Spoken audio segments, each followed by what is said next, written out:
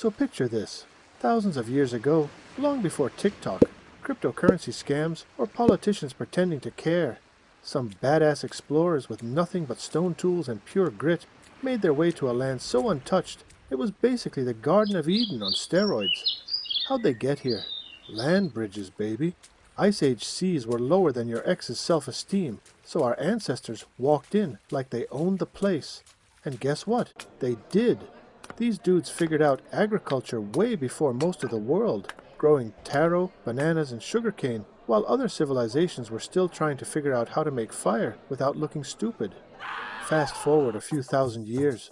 PNG is now a massive patchwork of 800 plus tribes, each rocking its own language, customs, and warrior culture. Some were peaceful farmers, others not so much. You had headhunting clans, sorcerers, and warriors who believed wearing human bones made them extra spicy in battle.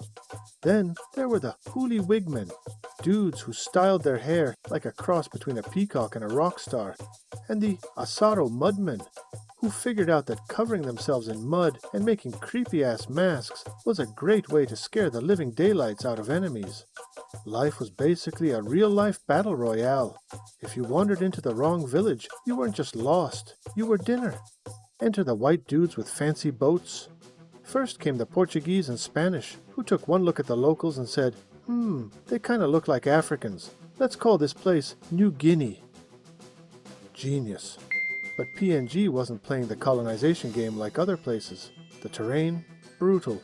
The jungles, deadlier than a rigged casino. The locals, not interested in your European nonsense. So, while the Spanish and Portuguese noped out, the Germans and Brits came in like, we got this. Spoiler, they didn't. The Germans took the north, the British took the south, and both of them completely ignored the Highlanders because, well, even GPS would give up trying to navigate those mountains. Just when PNG thought it had seen it all, World War II kicked in the door like a drunk bar fighter. Japan invaded. Australia panicked. The Kokoda track turned into a nightmare battlefield where soldiers fought in horrific jungle conditions. Think mud, mosquitoes the size of small birds, and enemies popping out of nowhere.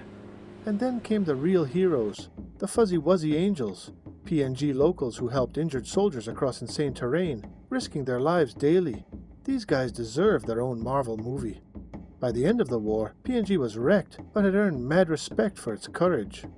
After War II, Australia held on to PNG like an overprotective parent, but by the 1960s, PNG had that teenage rebellion energy. Nationalists started demanding independence, and in 1975, Australia finally let go. No war, no bloodshed, just PNG stepping up like a boss.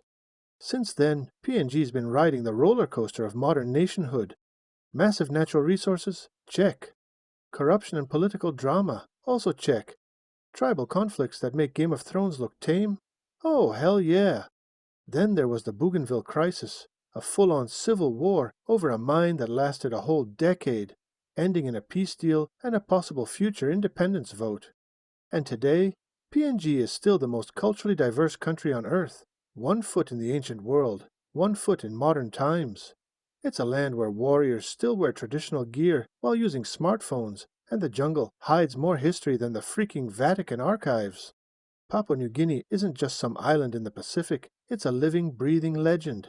From Stone Age warriors to Wu-Tu heroes, from headhunters to high-tech mining, it's a land of contradictions, survival, and pure resilience.